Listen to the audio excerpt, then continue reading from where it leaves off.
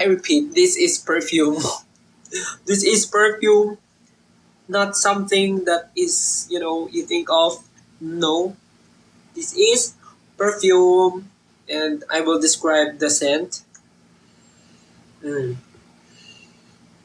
scent is something that you need to wear every day. Ooh.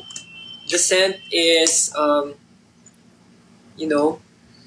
it's very manly. It's Givenchy. It's Givenchy perfume. So I wear this, like, I mean, yung mga perfume ko kasi iba-iba yung iba-iba yung scent na ginagamit ko per every event. So dito po sila. Gusto niyo ba mag po tayo? Gusto niyo bang ipakita ko po yung mga perfume ko ngayon? I mean, dapat ata, well, hindi naman ako nag-vlog, so dapat hindi naman ako nag-vlog, so okay lang siguro na ipakita ko. So, na-update na po ang aking mga scent. Wait lang. Mamaya na po tayo magkantahan. So, itong TikTok ko ay halo-halo. Dahil nga, akala ng mga dahil akala lang nasa TikTok ay kung ano ang aking pinapakita, nagkakamali po kayo. Hindi po ito kung ano po ang inyong inaakala. Ito po ay perfume. So, ito po ang mga currently na meron po ako na ginagamit ko. So,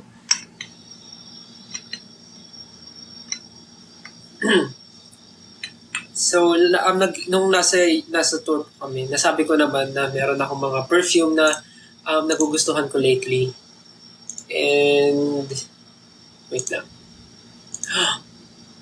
Meron mga perfume na nagugustuhan ko lately. Wait lang, ayusin ko lang muna yung display. Yan. May mga perfume akong nagugustuhan nung nasa tour kami. So, I think papakita ko na lang sa inyo para lang ma-share ko. Well, yung kanina, yung pinakita ko sa inyo ito. Ito yung isa sa nagustuhan ko nung nasa tour kami. This is the Tom Ford Ombre leather. This is Eau de Parfum. Tama ba? Eau de Parfum. Basta, yun yung mga tumatagal like hindi lang whole day hanggang kinabukasan. Meron siyang scent. So, ito yung ginagamit ko pag isa sa mga major event, like big event, like mga concert or ganun, or meeting someone na, this is Tom Ford Ombre leather. Tama ba siya sabi ko? Basta yan, ito, yan, gusto ko ito. And this is the scent that I like super. Thank you po sa magbigay. Next is yung kanina, yung pinakita ko, yung, tama ba, Givenchy. So, ito naman ay, hindi ko nakalimutan ko, this is yung from Givenchy. Wait lang, tama ba? Halingan natin. Kung paano siya,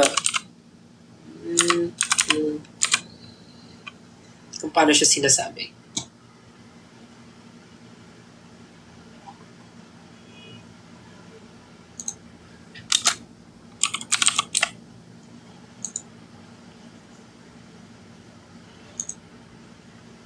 Oops.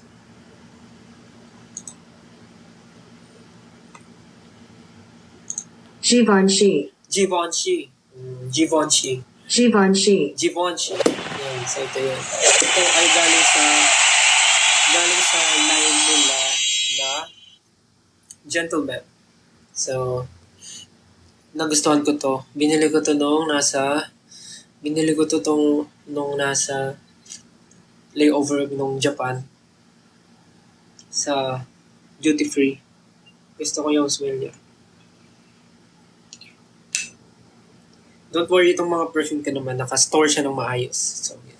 Nabili ko to sa duty free sa Japan nung layover namin. So, ito. So, smell ito. Gentleman. Givenchy. Givenchy. Yun. Next, ito matagal nyo nang alam to, na ito yung ginagamit ko. Na first signature scent ko sa Jo Malone is ito. Oud and Bergamo. Like, after kong maging favorite yung English Pear and Frieza ang putik. Frieza yung sa yung sa Dragon Ball. Yung itong, yung first time ko mag Jo Malone, ang naging favorite ko is yung Wood Sage and Sea Salt, tapos yung English Pear and Frieza. So, yun yung dalawang naging favorite ko. Tapos hanggang sa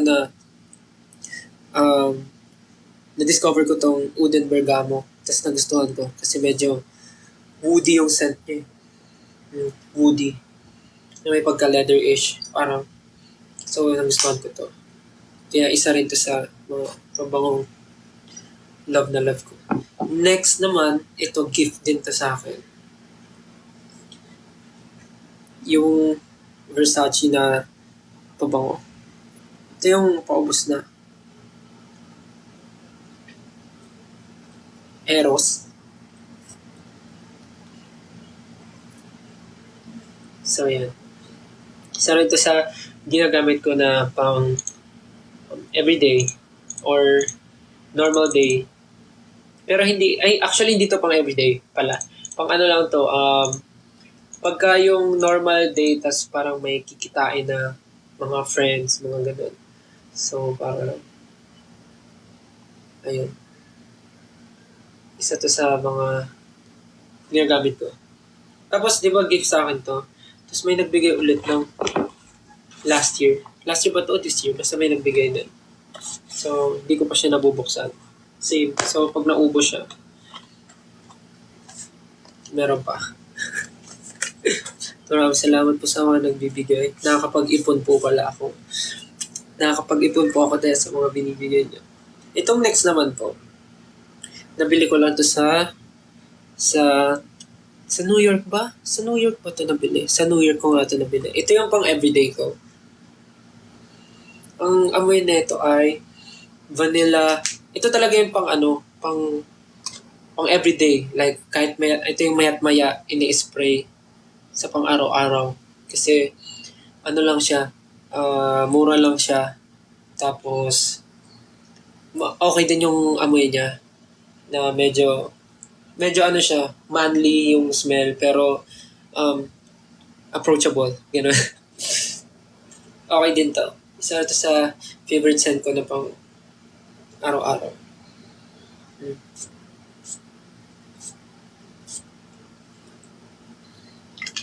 Yan, totoong nag-spray na ako. Kanina kasi hindi. Yan, okay din to. Ito yung pang everyday ko talaga. Like, kahit may ko yung spray na ito, okay lang kasi mura. Nagpabili pa nga ako nito kasi meron akong friend na nasa US pa. Tapos pauwi pa lang siya. So, nagpabili ako na ito. Yun lang. Next. Ito matagal na to. Gift din to eh. Ito yung Tom Ford na Black Orchid. Pero, hindi ko to masyadong nagagamit kasi medyo strong yung smell nito for me. Hindi ko to masyadong nagagamit. Parang nilalagay ko to sa restroom para lang pag may bisita dito or nandito yung parents ko, pwede nila gamitin. Like, naka-display lang siya doon. Pwede nila gamitin anytime. Pang malamig to. Pang winter, ganun. Gusto ko rin. Okay din naman to, pero hindi palagi. Hindi ko siya palagi nagagamit. So, we're down to our last two. We're down to our last two. So, yung last two, ito ay gift din. Ito yung nasa US tour kami. Ito yung isa sa mga favorite smell ko din. Yung Tom Ford na Neroli Portofino. Sobrang Sobrang yung amoy nito, paano ko sabihin? Amoy fresh na para ka lang naka white t-shirt, na naka jeans, tapos naka loafers, tapos naka sunglasses, tapos yung hangin dumadaan lang sa'yo. Parang ganon, parang bagong ligo, ganon yung amoy niya. Tapos lakas din niya maka-attract ng mga tao. Parang head turner. Pag dumaan, ay hindi ito yung head turner. Ano lang to, nakaka-attract lang ng mga tao. Pag naamoy nila parang, ano yun, sino yun? Yan, ito, mabango to. Isa to sa go-to. Lugaw. Isa to sa lahat to, kaya ako maraming perfume kasi lahat yan may meaning. And lahat yan nagamit ko na sa something na special for me. So, dapat, parang ganun. Napanood ko kasi sa vlog before ni Miss Heart Evangelista. Dapat sa special day mo o something na special na mangyayari sa life mo, dapat meron kang perfume or special scent na pag naamoy mo, maalala mo yung panahon na yun or maalala mo yung memory mo dun sobrang magiging fresh. So, fresh pa sa memory mo pag naamoy mo yun. Like, maaalala mo yung exact feeling, exact na scene dahil sa scent na yun. So, dapat meron kang Ito nga ang naalala ko noon, nung tour namin na nasa backstage. Kasi doon to binigay. Pero yung scent nito, ang naalala ko. Naalala ko to Canada. Canada yung scent. Yung scent nito, Canada yung naalala ko. Kasi isa rin to sa gamit ko nung nasa Canada kami. Especially Toronto. Sa Toronto ito gamit ko. Madalas. Tapos eto na yung last. Itong last, binili ko to. Ito yung aking latest discovery. Na gusto ko yung amoy. Ito ay ang Maison Francis Kurkdjian na perfume. Kurkdjian ba to? Kirk de John. Basta Kurkdjian. Maison Francis Kurkdjian. Yun yung pabango na to. And dito yung nasabi ko na nung naamoy ko, sobrang gusto ko. Kasi ito yung masasabi kong amoy mayaman. Ito yung masasabi kong amoy mayaman na head turner talaga. Like pagsuot mo to, tas dumaan ka sa tao, gaganunin ka talaga. Parang, sino yun? Ano yun? Ang bango. Parang ganon yung amoy na ito. Ito yung nagustuhan ko doon. Sobrang bango talaga. Like, wow, the best. I like it so much. But pasalamatan muna natin yung thank you ulit pala sa mga nag-send ng stickers dun sa fireworks. Si R_I__Z, si Kenzie Siu, si Jenny Lee Jade, Joe Samarix Babe, Kio19, si Bren SJ72, Lorraine_Carpintero, si Neil09203, Kentel Ewil, si I am Nurse Main, and si RK_26_. Maraming salamat po sa pag-send stickers. Thank you so much po. So ayun, ito na nga going back. Ito yung isa sa gusto ko rin perfume na binili ko nung nasa last day namin saan nga ba? Last day namin sa New York bago kami mag-Boston para sa concert ni Jake. Tama. Yun. Tapos ito yung scent na gamit ko nung mismong concert ni Jake. So, ang memory ko nito, pag naamoy ko to is New York and Boston. Yun yung naalala ko. And concert ni Jake sa Boston. Yun yung naalala ko sa scent na to. So, sobrang happy ako na nabili ko to. Well, medyo pricey siya, pero sobrang worth it nung price niya. Tsaka pinaghirapan ko naman yung naghirap naman ako ng buong tour. I mean, nagtipid and trabaho. Kaya happy ako dito. Hindi ko fine-flex yung mga perfume dito para magmukhang mayabang or what. Para lang mapakita ko rin yung mga binibigay ng 18. Kasi some of the perfumes here, gift ng 18. And sobrang thankful ako sa mga binibigay ng 18. Kasi nagagamit ko talaga And to think na ginagastosan talaga nila mag-gift sa amin, sobrang nakaka-overwhelm. Kahit na lagi ko sinasabi na magtipid sila para sa sarili nila pero nag-gift pa rin sila. Kaya thank you 18. Sobrang nakakatuwa. Sobrang na-appreciate namin. Na-appreciate ko lahat ng gifts niyo. So, ayun. Ang binili ko lang talaga dito, ang totoong ginastusan ko dito ay ang itong tatlo. Ito, tsaka ito, yung tatlo. Itong Kurt John, itong Givenchy, tsaka ito. Itong tatlo yung paggastusan. The rest, gift from 18. Kaya maraming salamat po. Sobrang nakakatuwa. And iba yung feeling na meron akong something na magagamit for myself. Tsaka ano rin to guys, dati parang dream ko lang rin na magkaroon ng ganito eh. Kasi dati parang nag-start kami. Wala naman kaming budget for ourselves. I mean, wala pa kami masyadong kinikita, gano'n. Pero ngayon, parang pag nakikita namin yung sarili namin na kaya na namin mag-provide sa family namin, tapos nakakabili pa kami ng mga needs namin, wants and needs namin. Sobrang nakakatuwa rin. Ibig sabihin talaga nag-pay off na yung mga pinaghihirapan namin. Kahit pa paano, di ba? Nafe-feel na namin. So, yun. Tsaka I believe kayo din in the future or malay nyo, next time, maano nyo na rin yung mga gusto nyo. Like, syempre yung mga dreams and mga wants nyo, needs nyo, mabibili nyo rin, maano nyo rin yan, ma-avail nyo na rin yung mga needs nyo. Kasi nag-hard work kayo. So, antay-antay lang talaga. I believe lahat tayo deserve natin ng good life, better life, and masarap na pagkain. Ba't ako hinahanapan ng items? Di ba ako seller?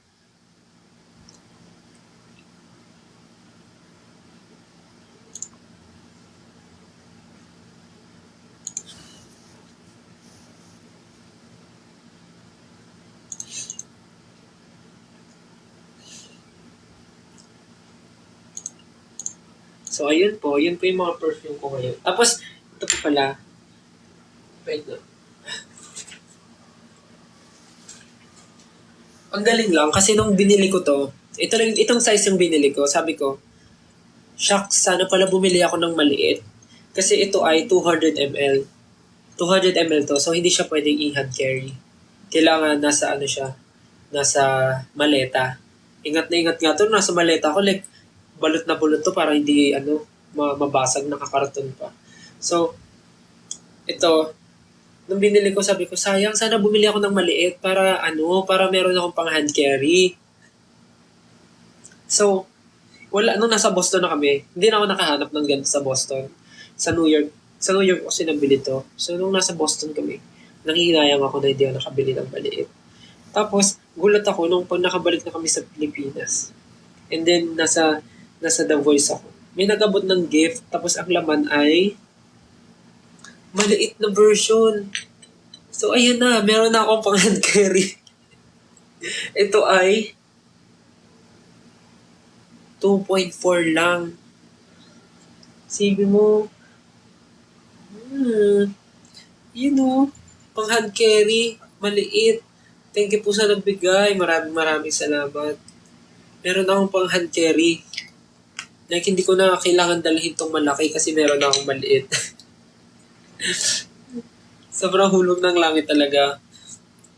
Tapos nung time na binigay to sa akin, naghahanap na ako sa online. Tapos nakita ko sa Rustan, meron. Tapos nagulat ako, same day, may nag-abot. Tapos ito na. Meron akong pang hand carry, guys.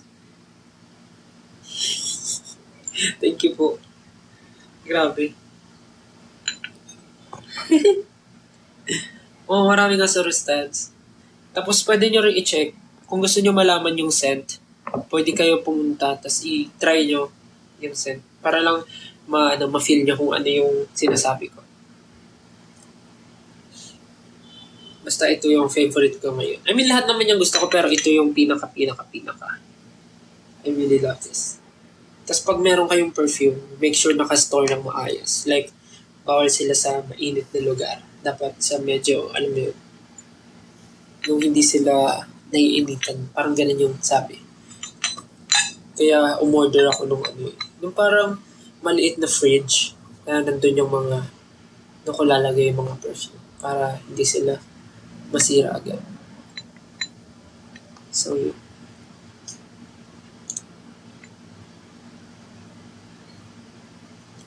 Tsaka alam nyo, pagka bibili kayo ng, tip, pagka bibili kayo ng something for yourself, tapos gusto nyo talaga, like, parang, feeling nyo naman, yung feel nyo deserve nyo yung item na yun kasi pinaghirapan nyo, like, gusto mo yun kasi kailangan na kailangan mo. Wag mong titignan, wag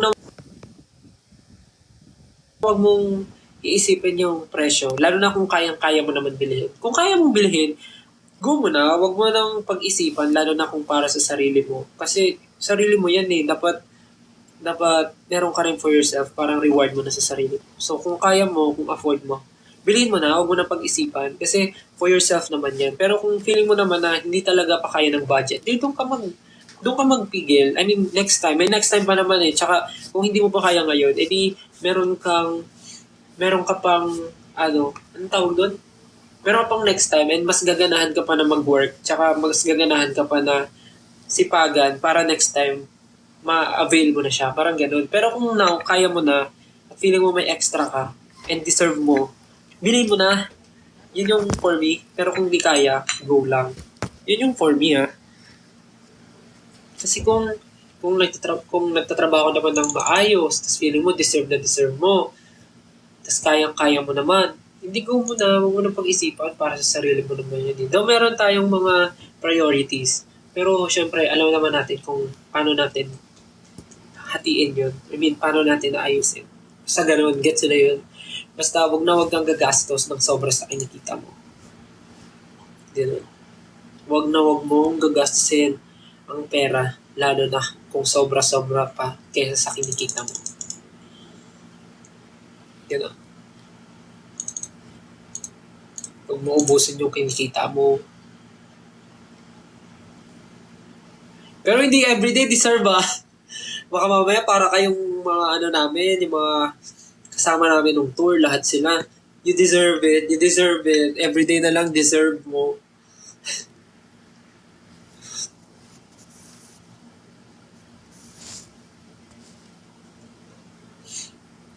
So yun na po yung perfume collection ko.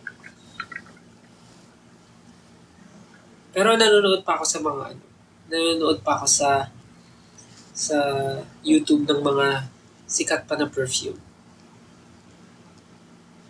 Hindi naman ako bibili agad. Napagastos na ako ng maraming perfume nung nasa US kasi binilihan ko sila mama. Actually, deflex ko naman masyado. Pero kasi this time, parang na-feel ko na sobrang dami ko ng reward. Sobrang dami ko ng naging trabaho. Tapos parang sa lahat ng trabaho ko, puro ako ipon. Parang hindi ako masyadong gumagastos. Bukod lang sa mga gamit dito sa bahay, bills, ganun, bills dito, bills namin sa Las Piñas, sila yung mga gastos ko. Pero, yung ibang mga bagay, like, ayun, yung mga, pagkain ng pusa, yung yung pang check up nila, pang vet, yun yung mga gastos ko. Tsaka pangkain ko everyday, pang grocery nila doon. Yun lang naman. Kaya, nasa US kami, tas parang, nafe-feel ko naman na, parang may extra naman akong pera, parang ganun, may extra. So, ginawa ko, bumili ako araw-araw kasi nagbabasa habang nagkasalita eh. So, nung nasa US kami, bumili ako ng gift, pasalubong para sa parents ko, sa buong family. So, lahat sila binilihan ko ng perfume na iba-ibang scent na feeling ko bagay sa kanila. So, yun. Minsan lang naman, tsaka magagamit nila ng matagal. I mean, magagamit nila ng kasi hindi naman everyday kailangan mag-perfume eh. So, parang magagamit nila like, magagamit nila. Yung mga gamit nila, si mama, binilihan ko, si papa, lolo ko, lola ko, kapatid ko, si Ivan, si Anjing, binilihan ko. Tapos yung mga pasalubong ko sa kanila, lalo na sa pamangkin ko, nasa balikbayan box pa, dadating pa lang. So, yung mga binigay ko lang sa kanila, yung mga dumating na nung real time, yung nilagay ko sa maleta, yun lang yung real time na gusto kong makuha nila. Pero yung other pasalubong, nasa balikbayan box pa.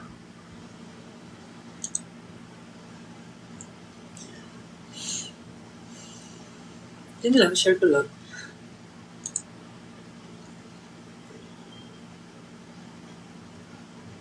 O diba? Huwag everyday deserve. Hindi naman everyday masasabi mo yung deserve mo.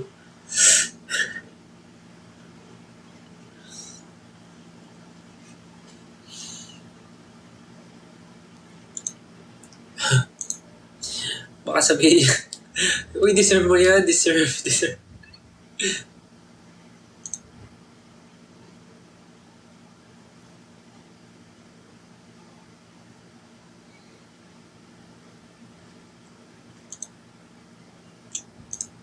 So yun lang, yun yung kwento ng aking mga perfume.